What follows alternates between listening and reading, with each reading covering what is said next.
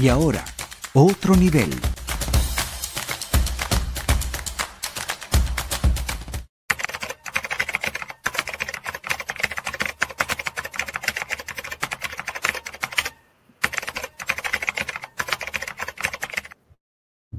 El gran ilustre Miguel Fontán. Yo hice una travesura esta mañana y en las redes.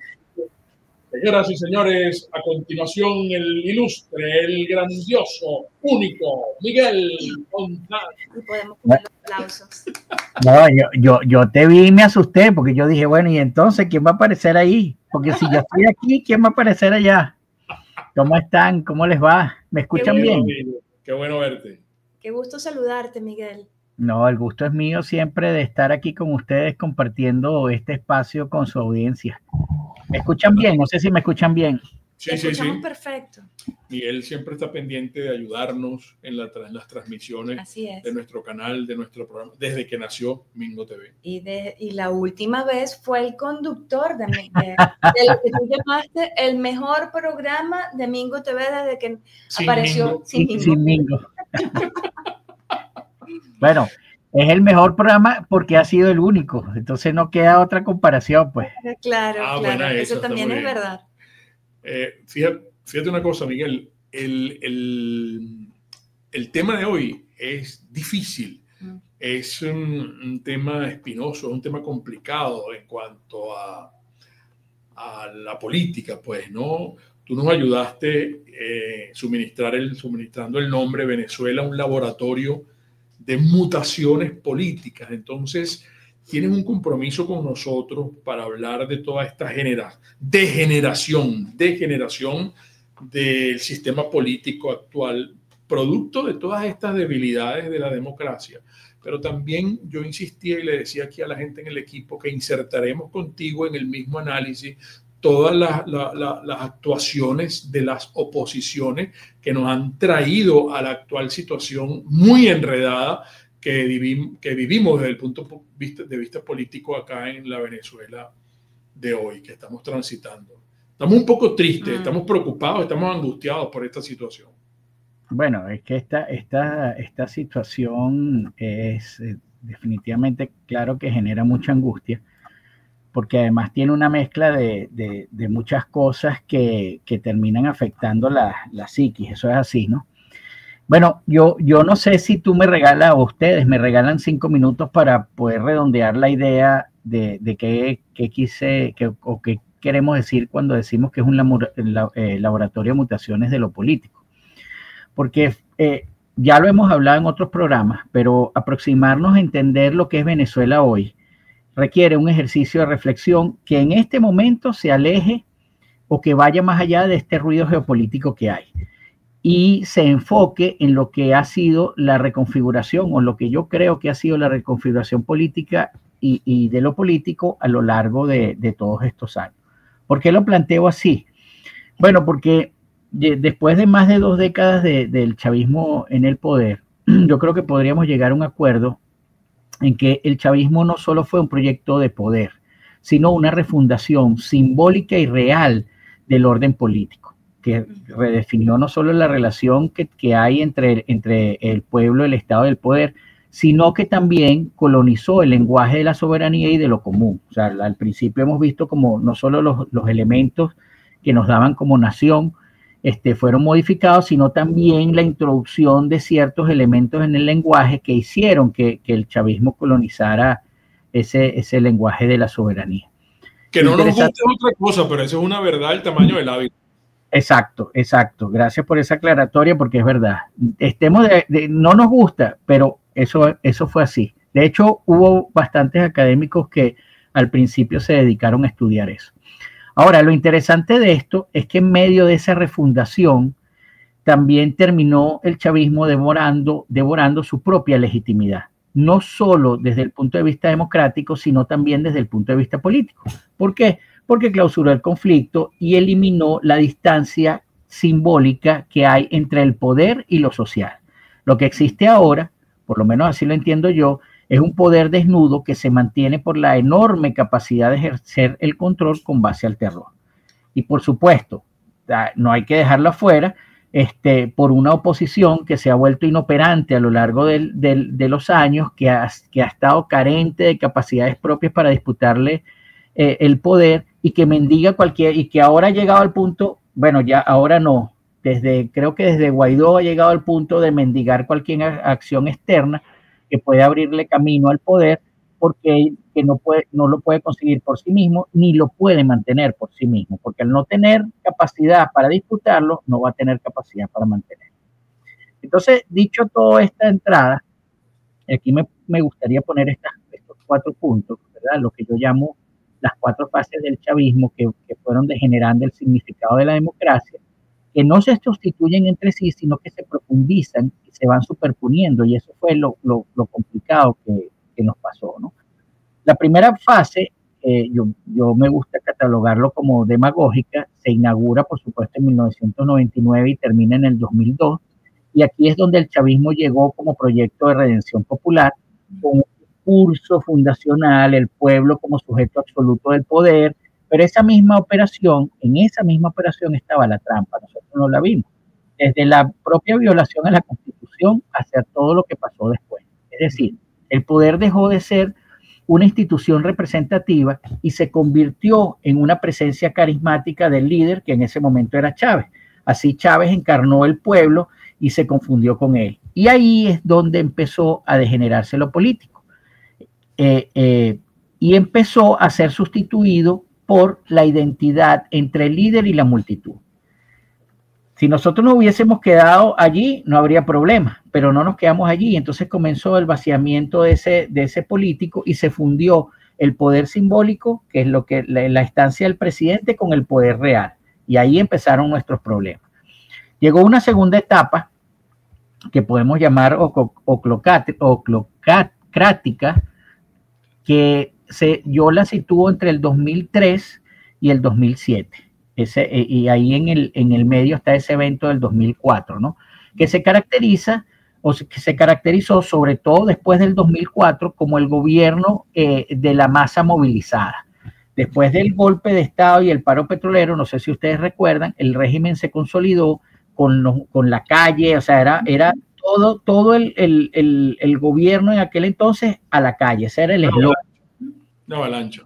Exacto, entonces bueno, el régimen se consolidó en la calle por presión de los colectivos. Bueno, en aquel momento creo que eran círculos bolivarianos, ya no habían cambiado todavía el nombre de los colectivos. Ajá. Y por supuesto empezó la intimidación. Entonces la política comenzó, a mi modo de ver, a militarizarse en esa etapa, y la figura del ciudadano empezó a disolverse en la del combatiente leal o el enemigo a vencer. No sé si en ese momento, no recuerdo, apareció creo que fue un poco después, pero el tema del escuálido y de las VC y todo eso. Sí. Entonces, ¿qué pasa? Que las instituciones democráticas fueron desplazadas por el inicio de lo que se llamó en el chavismo pueblo en armas. Y creo que esa es la fase donde la violencia empieza a convertirse en una forma de legitimidad del propio régimen. Después vino un periodo complicado, porque fue un periodo casi de transición, que es una tercera etapa que puede ser de cleptocracia, que se puede ubicar entre el 2008 y 2013, y es cuando el petróleo permite institucionalizar el saqueo a la nación. El Estado ya no es un espacio de lo común, sino un mercado de privilegios, y lo que antes era el discurso revolucionario se transforma en repartición de botines. Por lo menos así lo veo. En esta etapa es donde mejor se observa y se consolida la privatización que tiene el poder. La corrupción deja de ser una anomalía para verse casi que de parte del sistema, y creo que ahí es cuando el Estado empieza a confundirse con elementos criminales. Pues los criminales se empieza a hacer forma de gobierno. Y por último, tenemos la cuarta etapa, que es la que yo creo que estamos actualmente, que viene desde el 2013 hasta ahora, que es donde aparece la caquistocracia, que es el gobierno de los peores. Aquí ya no hay carisma, ni ideología, ni épica, solo un aparato de control que sobrevive por el miedo, por la inercia de la sociedad ya destruida y desarticulada, y por la represión. Entonces, aquí en este momento es donde podemos decir que la política desaparece. Y lo que queda es una administración del terror que se sostiene por redes de colectivos, por militares e incluso por redes económicas. Unas redes económicas nuevas que se refundaron con el propio chavismo. Entonces, en esta etapa en la que estamos, y eso es producto, si uno ve el lenguaje de la comunidad internacional, en esta etapa es donde el Estado se vuelve indistinguible en lo que es delito y lo que no es delito. Y eso lo podemos ver en los discursos de los demás países hacia nosotros. Entonces, si consideramos lo que acabo de exponer, por lo menos para la reflexión, yo creo que podemos aproximarnos a la idea de que Venezuela no ha sufrido solo una crisis institucional o una pérdida de la democracia, como algunos dicen. Bueno, esto se hace precisamente, ponemos a alguien bueno en las instituciones y entonces le damos condiciones a la democracia. Yo creo que va más allá, porque yo creo que Venezuela ha vivido una transformación ontológica de lo político y de la política, ¿verdad? En el que el poder deja de ser una instancia de alternancia electoral y se vuelve un mecanismo de apropiación de lo social. Y eso va a pasar si no se cambia, porque lo vimos con Guaidó. Cuando Guaidó le toca administrar los recursos del Estado, lo que hizo fue apropiarse de los recursos del Estado para su propio beneficio. Entonces, si nosotros no nos damos cuenta de eso, cualquier elemento nuevo que tú pongas en el poder se va a comportar de la misma manera que se ha comportado ahora, porque la transformación no es solamente institucional, es algo más profundo y nosotros lo hemos hablado en los programas anteriores. Sí. Y ya con esto termino. Por eso es que yo cuando escucho los discursos de la oposición y sus cartas al Niño Jesús, que están tan alejadas de lo que significa la transición de un Estado como este a un Estado de libertad, no solo tengo la seguridad de que ellos no ven el problema como lo estamos planteando ahorita, sino que lo ven como un problema de mando de nuevos actores, y eso los aleja mucho de lo que está verdaderamente en juego, que es la refundación del espacio político y de la política misma en los términos que debe construirse primero un sentido de legitimidad del Estado, un sentido de ley y justicia del Estado, de cultura y de lo común. Qué bueno, Miguel, este resumen introductorio que ha sido muy compacto, pues, ¿no? Porque abarca bastante tiempo, pero bien determinadas las etapas. Ahora, nos gustaría mucho que nos explicaras algunas cosas. Cuando tú hablas de un laboratorio de mutaciones políticas y está ese término laboratorio, ¿será de alguna manera en que esta gente, producto de haber intentado llegar al poder y lo logran con Chávez y de la forma como lo lograron, colocaron en un tubo de ensayo una serie de aspectos y lograron que sea genuino y auténtico y único el caso venezolano? Porque hay mucha gente que es proclive a hacer comparaciones con otros países. Aquí estamos viviendo un caso único. Inédito. Y por otra parte, hay otra cosa que cuando te escuchaba con atención, me gustaría que nos analizaras. En todas esas etapas ha habido resistencia ciudadana y no sé si ha habido resistencia política o o es que el ciudadano delegó en lo político que se hiciera su resistencia y entonces fue tan engañado, manipulado y pervertidamente, engañado, pues, ¿no? Y sin lograr, y usado ese ciudadano para aparentar que se estaba haciendo resistencia política en todos estos 25 años. No sé si es muy duro lo que estoy planteando. Y yo voy a aprovechar de incorporar la pregunta que te hace Mario Mustiola, quien quisiera saber si esto ha mutado más rápido, que se ha mutado más rápido el Estado venezolano en su función o el ciudadano en su relación de sumisión-resistencia ante él. ¿Cuál mutación es más peligrosa para la República? Pregunta Mario. Qué bueno. Bueno, voy a empezar por la pregunta de Mario, y después voy con las dos de Mingo. Es que yo no sé, sí hay una resistencia del ciudadano porque todo ser vivo se organiza para la vida. Entonces todo aquello que te lleve, ¿verdad?, a la esclavitud, al mal vivir, tiene una resistencia. Ahora, lo que no estoy seguro, Mario, es si la resistencia ha sido de verdad política, la resistencia del ciudadano ha sido política. ¿En qué sentido? El ciudadano siempre debe desconfiar del poder y siempre debe tener cuidado con su representación, no dejar cheques en blanco a la representación. Siempre debe cuestionar lo que ofrece, ¿verdad?, con lo que está cumpliendo. Yo no sé si el venezolano, por lo que habíamos hablado en los dos programas anteriores culturales, sobre la cultura, perdón, ha asumido su papel o como dice Mingo, se lo ha delegado y se lo ha entregado al político para que él haga, ¿verdad?, lo que él promete. Y en esa separación, ¿verdad?,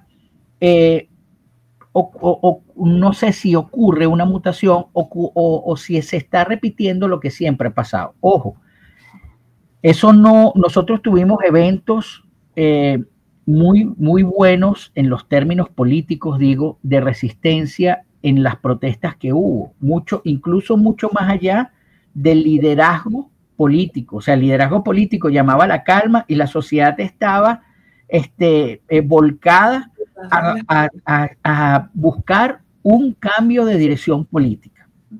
Ahora, ¿qué pasó? Que más tarde que temprano, volvieron a lo que es la representación política. Voy a poner el último episodio de protestas del 2017, que fueron yo creo que no sé si del mundo, pero de Latinoamérica fueron las protestas de la ciudad más grandes que ha habido, de 3 meses, todos los días en la calle. Y fíjense qué ocurrió, que después terminamos apagando la calle y aceptando el trato de ir a las elecciones, porque en las elecciones íbamos a encontrar la manifestación política de esa fuerza de resistencia increíble que tuvimos. ¿Qué pasó?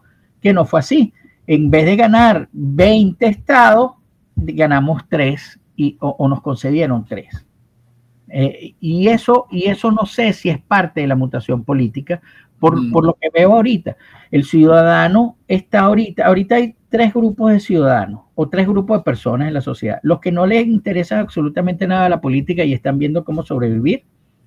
Los que les interesa la política y están defendiendo a su líder, llámese chavista o llámese opositor, lo que diga el líder es, y los que están tratando de hacer que la ciudadanía recobre otra vez su conciencia política para precisamente hacer el cambio desde la sociedad y que sea lo político la manifestación no solamente del deseo, sino de la convicción de que el país tiene que cambiar.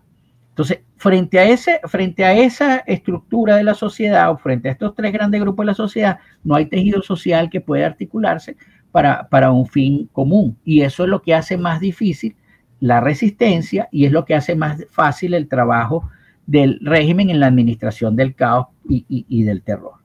Eso por un lado. La mutación del chavismo, que era la otra pregunta de Mario, bueno, no sé si se ha hecho más rápido o más lento. Yo creo que, como Mingo planteó antes, esto es inédito. Y es inédito por lo que hemos hablado. Esto es una nueva forma de control, así como los chinos fueron inéditos en sus dos sistemas, un solo país. Venezuela tiene ciertos elementos inéditos que de hecho han hecho fracasar todas las teorías, por ejemplo, la transición de la democracia por la ruptura de los elementos que soportan el poder. Todo eso ha fracasado porque esto es inédito y hay que entenderlo así. Que tiene elementos comunes con otras cosas, por supuesto que hay elementos comunes, pero su configuración lo hace inédito. Ahí viene la pregunta de Mingo, entonces, que si el chavismo ha sido como un elemento orgánico colocado en un tubo de ensayo. Yo creo que la única etapa que tenía clara el chavismo era la primera, que era un proyecto de poder. Un proyecto de poder que fuera deslegitimando y deshilachando las instituciones democráticas, porque ya eso lo habían hecho en otros países, por ejemplo Cuba. Ahora, lo que vino después yo creo que fue inédito hasta para el propio chavismo, porque viene como consecuencia de el ajuste que tienen que hacer ellos para mantenerse al poder. Cada intento fallido, nosotros si vemos, vamos a poner como ejemplo lo que está ocurriendo en el Mar Caribe, ¿no?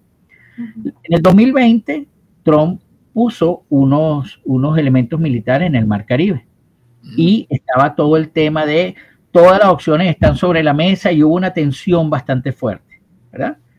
Esa tensión bastante fuerte se diluyó, Trump sale del poder y el chavismo aprendió de toda esa situación. Aprendió, si uno ve cómo reacciona ahorita, que es una escalada mucho mayor a cómo reaccionó esta vez, tú ves un chavismo más maduro en cuanto a cómo enfrentar esas amenazas. No sé si Estados Unidos está más maduro en cuanto a enfrentar esto. Yo creo que, y lo he dicho antes, creo que Trump se metió en un camino en el que no puede salir o no va a salir victorioso, porque no es porque él no quiera, es porque los elementos institucionales en Estados Unidos son distintos y no obedecen a la voluntad de lo que quiera el presidente o no. Entonces no sé si pueda maniobrar con toda la amplitud que él quisiera maniobrar. De hecho, Mingo comentó ahorita que bueno, que Marco Rubio va a ir al Senado. O sea, hay una rendición de cuentas que en Venezuela, por ejemplo, o en China no existe. O sea, se dice esto porque es mi decisión y lo que tienen que hacer los elementos institucionales es alinearse, no cuestionarme. En Estados Unidos no. Entonces no sé si ese entramado institucional deje hacer lo que él quiera hacer. En todo caso, yo creo que es problemático. ¿Por qué? Porque el chavismo ya aprendió la primera vez y el chavismo también tiene actores de peso que están detrás de él.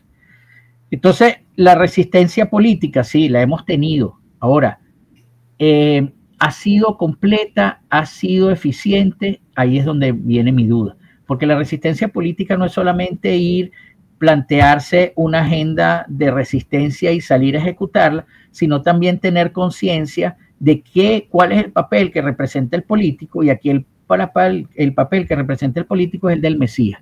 Entonces, mira, usted, si Mingo es el líder, todo lo que haga Mingo está bien. Y lo que haga mal lo empezamos a justificar para transformarlo, porque no podemos perder ese halo de mesianismo que hay. Y eso lo vimos con Chávez, lo vemos con Maduro, lo vemos con María Corina, lo vimos con Guaidó. Cuando tú criticabas a Guaidó, ¿qué te decían los que lo defendían? Te sacaban el mantra. No, tú lo que eres un radical, porque los 3 pasos están claros: cese, usurpación, gobierno de transición y elecciones libres. Pregúntenme dónde están esos 3 pasos que estaban clarísimos. Y lo mismo pasa ahorita. Entonces, yo creo que, y esa es mi propuesta, ¿qué propones? Propongo que el ciudadano empiece a cambiar su forma de ver la política, porque mientras tú sigas esperando al Mesías, no hay ninguno como Cristo. Entonces, todos los que vengan van a tener errores, y más en esta forma de hacer política, que es lo que el líder diga.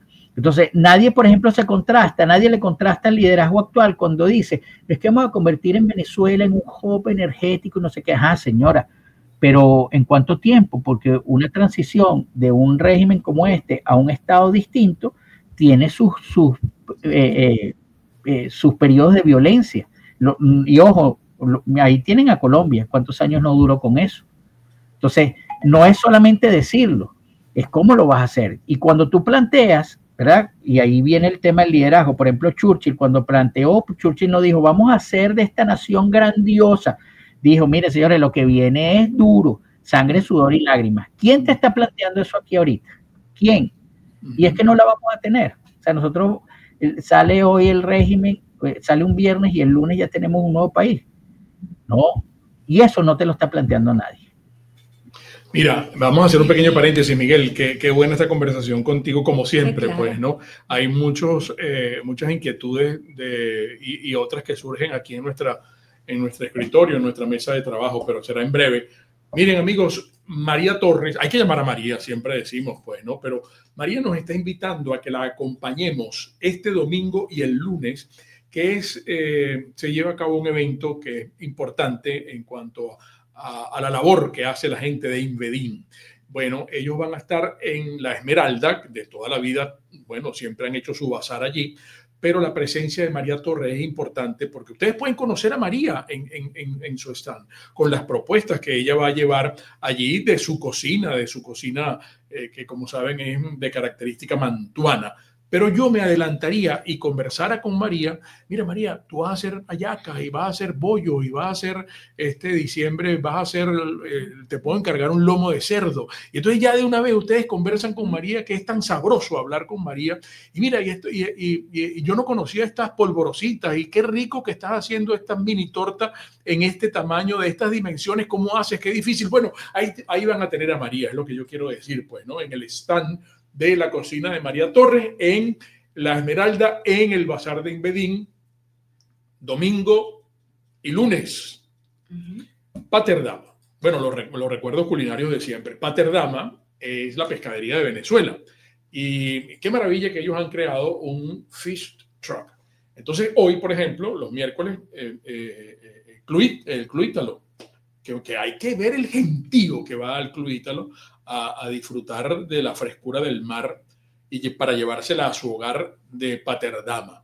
Bueno, si ustedes necesitan que ese fish truck los visite en su comunidad, esto me parece importantísimo, ustedes tienen cómo comunicarse con Paterdama, porque ahí está el teléfono, pues, ¿no? Y si usted quiere catalana, y si usted quiere las sardinas, y si usted quiere el cazón, y si usted, bueno, toda la diversidad, si usted quiere molusco. Entonces, ustedes saben que el pulpo es un molusco y que la ostra es un molusco, pero tiene concha, el pulpo no tiene concha, pero es un molusco, pues, ¿no? Bueno, y sabroso que es hablar con Vito, que es un conocedor de la pescadería venezolana. Bueno, nos encanta hablar de Paterdama siempre, además que tienen el delivery. Paterdama desde 1965 con lo más fresco del mar a tu hogar. Y nosotros insistimos en ese servicio maravilloso que es tintorería y lavandería G-Cleaner. Todo ecológico. Y cuando decimos todo ecológico es que cuando usted trae una pieza va a ser delicadamente trabajada con unos ingredientes sin químicos y que van a ser de su cortina, de los cojines, y va a traer la almohada para que se la lavemos. No va a quedar esguañingada, porque hay gente que va a una tintorería y lleva la almohada y le queda con unos tuturos. Le queda con unos tuturos y aquello no puedes reclamar, porque aquí no. ¿A quién le reclama? Tuturo. Sí, el tuturo. Que queda la almohada esguañingada. No, aquí le queda como nueva la almohada, porque todo lo que usted trae para la tintorería y lavandería G-Cleaner es para estrenar, para que usted estrene y se luzca. Bueno, amén, incluso del teñido de piezas, que es una maravilla y que la gente cada vez más va por ese servicio.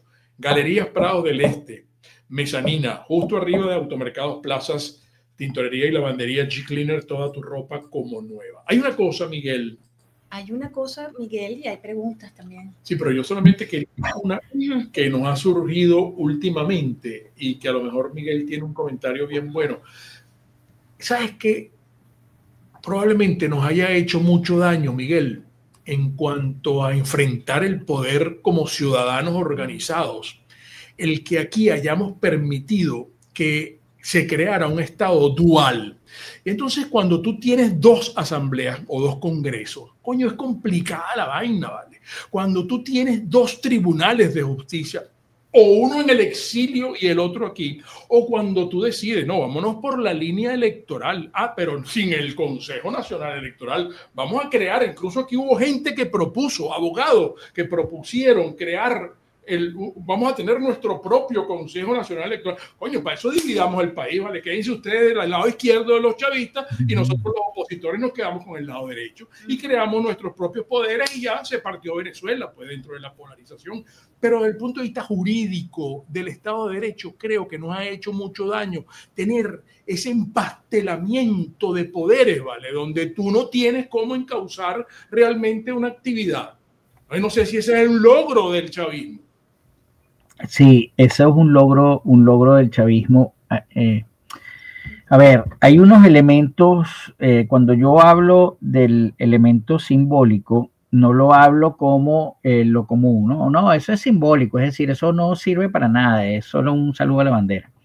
Yo lo hablo desde la teoría política, en el sentido que lo simbólico es aquello que nos ayuda a representar el mundo de los significados. Entonces, cuando tú haces, por ejemplo, tú tomas la decisión de que la forma de gobierno va a ser presidencial y va a haber estas instituciones, eso es un orden simbólico. Cuando, por ejemplo, Claude Lefort habla de que el poder en democracia está simbólicamente vacío, significa no que no hay nadie que gobierne, sino que el que gobierne no es dueño de ese poder y por alternancia va a salir del poder. ¿Qué pasa con eso que acabas de decir? El orden simbólico de nosotros se alteró y al alterarse también alteró nuestras capacidades reales para entender la política, pero también para accionar en torno a la política. Entonces, cuando tú tienes dos asambleas nacionales, cuando tú tienes dos tribunales supremos, cuando tú tienes ese orden simbólico separado, la única manera de diferenciar cada uno de ellos es a través del poder real. Es decir, quién tiene la decisión, quién la impone. Entonces, eso nos ha hecho mucho daño, efectivamente, y desde el punto de vista jurídico es producto de la incomprensión que tenemos. Tratando de buscar solamente esa lucha simbólica, es decir, bueno, no tenemos esta asamblea, pero tenemos la nuestra, ¿verdad? Es que hemos dilapidado la posibilidad de enfrentar realmente o de cuestionar realmente el poder, porque al final tú tienes dos asambleas nacionales. ¿Quién es la que manda? ¿Quién es la que firma contratos? ¿Quién es la que impone? ¿Quién es la que cambia la ley? Tú tienes dos TSJ. ¿Quién es el que manda? ¿Quién es el que impone la ley? Entonces, eso nos ha hecho mucho daño porque nos ha dificultado la posibilidad de entender dónde debe estar la resistencia real frente a la resistencia del poder. Incluso, disculpa que te interrumpa, pero hurgando un poco en la historia, yo recuerdo e hice muchos programas en ese entonces en Primera Página y en la radio de cuando se aprobó esta constitución nueva.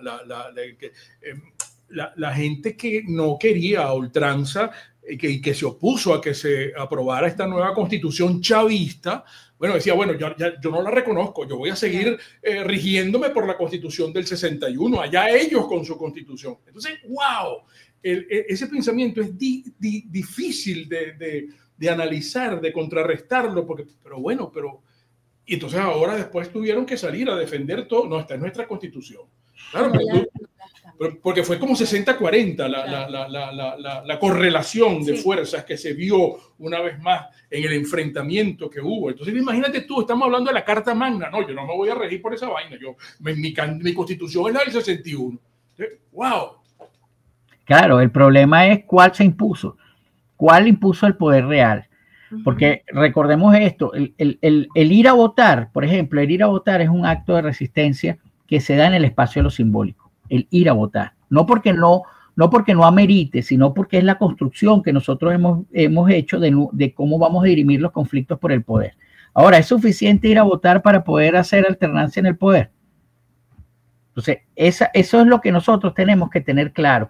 ¿Es suficiente que yo le dé mi convicción y mi fe y mi anhelo y mi defensa a un liderazgo que está clandestino y que todos los días sale declarando, pero cada día luce más débil para enfrentarlo? Porque si Estados Unidos dice mañana, yo retiro toda la flota, se acabó, no hay capacidad de esa oposición. Entonces, a eso es que me refiero. El ciudadano tiene que entender el papel que él juega dentro de todo lo que es el entramado político, incluso como elector de esa representación, para que no sea cualquier representación. O es que Capriles se puso solo, o es que Guaidó se puso solo. No hubo un apoyo popular y no pasamos por las mismas etapas, no vimos a Capriles como hoy uno habla de Capriles y dice, no, pero pues ese bicho pero ese bicho era la alternativa grandiosa, maravillosa, más inteligente, el flaco iluminado en el 2000. Con mi flaco no te metas, sí, con mi flaco no te metas. Pero fíjate, entonces todo eso que estás comentando, hay dos comentarios acá en el chat. Wilfredo Rangel que te dice, señor Miguel Fontán, tiene razón, pero la gran mayoría de los ciudadanos venezolanos tienen el chip mesiánico que van a pasar varias generaciones para ver ese cambio. ¿Qué hacer mientras eso ocurre? Y Felipe Rangel que te comenta, Venezuela se ahoga en sí misma por incapacidad de análisis. Un porcentaje muy bajo analiza y razona y uno muy alto actúa por sobrevivencia. El venezolano no quiere entender de política. Sí, y estoy de acuerdo con los dos, y ese es el problema, y eso es lo que he venido planteando. Cuando dice, ¿y tú qué propones? Yo no voy a dar una receta para salir de esto, porque no vamos a salir de esto, y si no vieron, Yo invito a las personas que están viendo este programa, si no vieron los 2 programas de cultura chavista, lo invito a que lo vean, porque es el fondo, el fundamento de nuestra desgracia. Se manifiesta en los que están en el poder, pero no, los que están en el poder no son los culpables de nuestra desgracia, sino nosotros mismos por haber entendido la política como la hemos entendido. O es que, ¿cómo llegó Chávez al poder? ¿Cuánto no vivió el ciudadano diciendo, no, es que electoralmente Chávez es un monstruo? Y resulta que años después dice, bueno, sí, es que las condiciones no las cambiaron y siempre favorecieron al que estaba en el poder. Pero tenemos que pasar, ¿qué? 26 años para darnos cuenta de eso. Y aún así, en 26 años todavía estamos diciendo, cualquiera que se pare ahí y dice, yo soy el líder de la oposición, hay que defenderlo a capa y espada. No hay que cuestionarlo. Las cosas malas no se cuestionan. Te están vendiendo humo desde agosto. Yo conozco gente, yo creo que desde agosto no ha salido, y desde agosto todos los fines de semana está en vilo. Entonces, eso es correcto, así es que tenemos que hacerle resistencia, entregar todo lo que nosotros podemos hacer, porque nosotros no vamos a salir mañana, ¿verdad?, con un régimen que tiene una gran capacidad de represión. Es complicado salir de él a punta de protestas y de marcha, ya lo hemos visto. Pero podemos ir transformando la propia sociedad, incluso para hacer que el propio régimen empiece a cuestionarse a sí mismo. Mira, el régimen tiene una aplicación, creo que se llama BENAP, no recuerdo ahorita, que se supone, ¿verdad?, que las comunidades donde hay un problema hacen un reporte.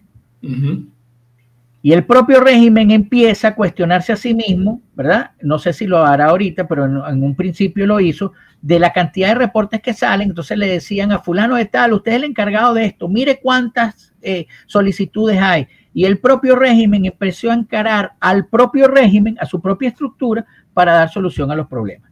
¿Por qué? Porque no había un enemigo a quien combatir. Habíamos pasado ya la etapa de Guaidó y no había enemigo, y el imperio ya se vuelve poco creíble, a menos hasta que llegó Trump y puso entonces toda esta parafernalia que, si no actúa, no solamente va a fortalecer enormemente el régimen, sino que va a dejar en el imaginario colectivo, que maneja muy bien la izquierda, en el imaginario colectivo simbólico, el tema del imperialismo y la bota del opresor y todo aquello que en un momento ya en Venezuela ya se tomaba como burla. Porque cuando se fue la luz y salían diciendo, es que eso fue un sabotaje del imperio, la gente ya no le creía y empezaba a mamar gallo que si la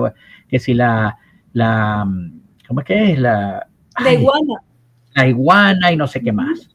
Sí. Entonces, ese enemigo ya se estaba diluyendo. Mientras el régimen pueda recrear perfectamente al enemigo, no tiene necesidad de contrastarse a sí mismo. Y mientras la sociedad no vea cuál es su poder dentro de la sociedad para poder lograr transformaciones, vamos a seguir en lo mismo, porque siempre va a aparecer un elemento que es simbólico, el líder que da el pellejo. No decían que Guaidó estaba dando el pellejo por Venezuela y ahora lo critican porque está jugando pádel en Miami, pero es que siempre fue así. Y esa sociedad debe estar muy cansada también, porque hay cosas cíclicas que se repiten. Hay que ver cuánto tiempo no pasamos. Mira, con marchas, vamos, se necesita calle y más calle. Con calle sale esta gente, todos a la calle. Después, no, mira, la gente tiraba la toalla, o no, que hasta cuándo calle. Bueno, entonces vamos a lo electoral. No, pero es que nos van a hacer trampa. No, mejor es pedir una invasión. No, invasión no, porque mejor las elecciones, porque no se pueden ceder espacios, pero nos van a hacer trampa. Bueno, que nos hagan trampa, porque después quedan al desnudo y entonces lo demostramos y no sé qué. ¡Wow! ¿Hasta cuándo? La gente está toda coronilla. Bueno, eso que acabas de decir es una ruta perfecta. Ajá. Y José Curiel te pregunta, ¿qué se puede atribuir que en 27 años de chavismo no es posible que emerja un liderazgo político joven, menor de 40 años, tal como lo es en Estados Unidos con el caso de Charlie Kirk o el recién electo alcalde de Nueva York, Zohran Mamdani? Me quedo con el vicepresidente J.D. Vance. Sí, yo también. Mira, es que ese es yo no sé, José, si el problema es que el propio ciudadano no quiere eso. Yo no sé si el propio ciudadano lo que necesita es precisamente a alguien, como lo expresé una vez. O sea, el ciudadano ve la política como el ticket de lotería que lo aleja de su condición cotidiana, que es muy dura. Entonces, mientras él va en un carrito por puesto, lleno de gente alrededor, con calor, él abraza su ticket de lotería y dice, cuando yo me gane esto, me voy a comprar un Ferrari, un Porsche, entonces voy a ir al trabajo con aire acondicionado. Yo no sé si el venezolano lo que quiere es eso, porque no, cada vez que nosotros vemos, así como hizo Mingo, si nosotros revisamos los líderes políticos, los últimos 3 líderes políticos que nosotros hemos tenido, uno es más mesiánico que el otro. Entonces, como dice Mingo, ya está agotado, ya no nos pueden decir, vamos a las elecciones para demostrar, se supone que ahorita, bueno, ya demostramos lo que había que demostrar, vamos a ver con qué sale. Yo por ejemplo, creo, y lo lamentable de esto es que yo creo que el chavismo tiene un agotamiento profundo, pero eso no quiere decir que ese agotamiento lo saque del poder. Ahora, ¿cómo hacemos para sacarlo? Pero también la democracia tiene un agotamiento profundo, y en el mundo entero. Sí, porque la democracia, los que tenían que ser custodios de la democracia han permitido sus degradaciones. Y los fundamentos de la democracia se han estirado tanto que ahora puede pasar cualquier cosa. Por ejemplo, el caso más emblemático que nosotros tuvimos es la pandemia. ¿Ok? La obligación biopolítica es eso. La obligación de colocarte un elemento en tu cuerpo que tú no querías, eso no es democrático. ¿Ok? Y ojo, mucha gente compró ese discurso.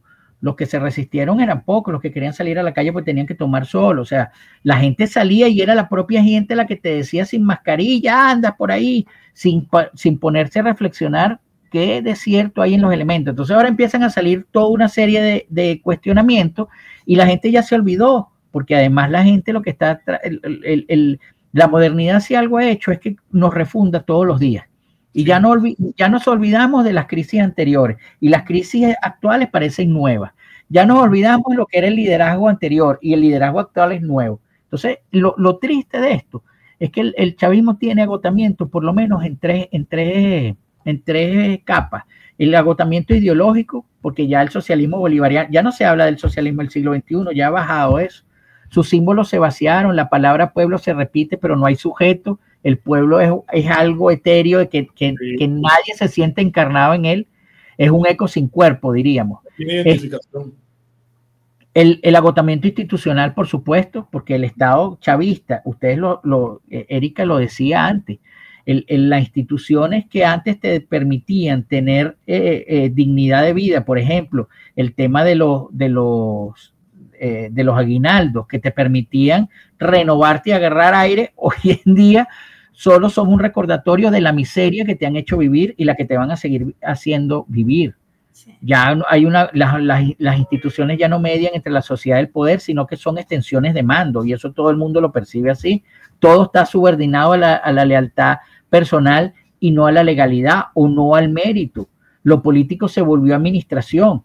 Y después, por supuesto, hay un agotamiento moral, que es quizás el más profundo, que lo que queda es un sistema sostenido por la corrupción como norma, la mentira como lenguaje, en el que en la mentira como lenguaje también cae la oposición, déjame decirte, y la corrupción como norma también es práctica de la oposición. Y la impunidad como orden, si es pana mío, no lo toque, llámese chavista, llámese opositor, porque sí. ¿Cuántas veces se le pidió a Juan Guaidó que hiciera una rendición de cuenta de la ayuda humanitaria y no la pudo hacer porque ahí había actos de corrupción? No estaba la mamá de Leopoldo trabajando en monómeros, a pesar de que era... Entonces, eso es lo que nosotros tenemos que entender, que si no modificamos eso, si no nos horrorizamos frente a eso, nosotros podemos tener un cambio de actor, pero no un cambio de régimen. Sí.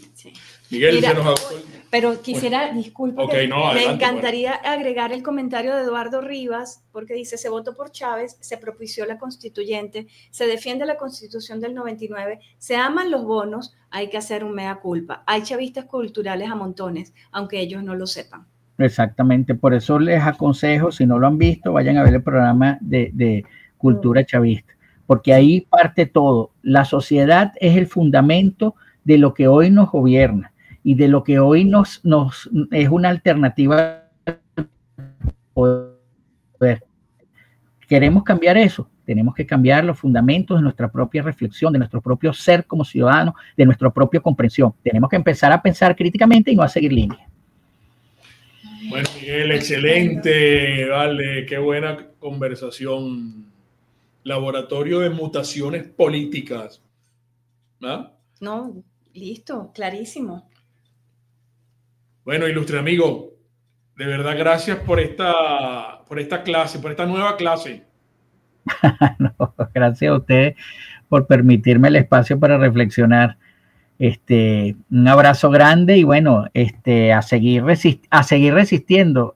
Precisamente ustedes hacen un acto de resistencia al no ser parte de toda esa maquinaria que vende humo y esperanza, que por supuesto da muchos likes y muchos views. Y da muchas visualizaciones. Exacto. Y muchos insultos aquí en el chat. Pues, ¿no? Sí. Bueno, es que eso cuando criticamos a Capriles nos decían chavistas, cuando criticamos a Guaidó nos dicen chavistas, cuando criticamos a esta posición nos dicen chavistas. Ahora el asunto es a quién la realidad le dijo, oye, creo que lo que se estaba diciendo como que tenía algo de cierto. Igual a ti, a veces hay gente que dice, pero ¿cómo van a traer ese invitado? Yo siempre digo, yo agradezco que puedan traer a la gente, porque ustedes no son unos periodistas que hacen preguntas cómodas, sino que hacen preguntas incómodas y entonces no le queda más remedio a uno que mostrar cuál es su esencia. Y en esa esencia la gente puede no solo cuestionar y pensar si lo que se está diciendo tiene algún asidero con la realidad, sino también por dónde va el invitado y cuál es la intencionalidad del invitado, por lo menos aproximarse a ella, porque la intención nunca se ve. Pero yo de verdad agradezco que este espacio lo tengan ustedes y lo manejen como lo están manejando, aun cuando hay invitados que yo digo, no, hoy voy a tener que tomarme antiácido para poder ver el programa. Pero es que eso es lo necesario, porque además si nosotros queremos empezar, porque nosotros hablamos mucho de democracia, pero la democracia es el contraste de las ideas a través de los argumentos. Y si nosotros queremos empezar a tener un país democrático, nosotros tenemos que empezar a ver al otro y contraargumentarlo, no decirle, no, es que me cae mal porque mira, Mingo tiene el pelo así como puyú. No. Tenemos que profundizarnos, dejar los maniqueísmos de si yo critico al líder soy chavista. Uno es chavista si está de acuerdo con la permanencia del régimen y lo defiende. De lo contrario, lo que puede decirle es que es opositor hasta de la oposición. Pero hay que empezar a nosotros de verdad, tenemos que alejarnos de esa, voy a salir con una de Mingo, de esas pendejadas, y tenemos que aprender a reflexionar y a pensar por nosotros mismos. Ayer Erika cuando terminó el programa me dijo, hombre, pero ¿por qué todavía hay tanta gente que cree que tú eres chavista? Es verdad, te lo dije, te pregunto, pero hombre, ¿tú me puedes explicar por qué hay tanta gente que cree que tú eres chavista? Explícame eso. Bueno, eso lo que te quiere decir es por qué hay tanta gente que le cuesta pensar y le cuesta reflexionar por sí mismo. Entonces la salida más fácil es esa. Oye, este está criticando, este debe ser tal cosa.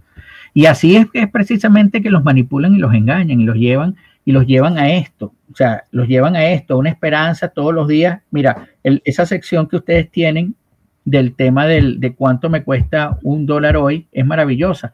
Pero nadie se la está, yo digo que es maravilloso porque hace que la gente regrese a la cotidianidad y regrese al mundo real, en vez de estar esperando todas las noches que escuche un rayo y dice, hoy sí, será, porque la gente tiene que regresar al mundo real para por lo menos hacer que el propio ejercicio de poder del chavismo se contraste a sí mismo, porque ahorita está muy sabroso, hay una devaluación brutal y no hay protestas por eso, porque todo el mundo está enfocado en lo que va a ser el gran portaaviones que viene y entonces...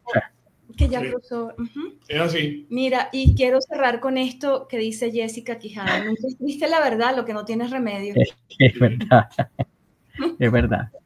Muy bien. Bueno, gracias, Miguel. No, gracias a ustedes. Cuando nos vemos pronto con Flor y con Eric del Búfalo y el gran Neomar. Ay, sí. Ah, bueno. Un gran debate. Un gran debate. Un gran debate con grandes. Ajá. Maravilloso. Gracias, Miguel. Un abrazo muy fuerte. No, gracias a ustedes. Me honran siempre invitándome. Cariños a la familia. Bueno, qué buena.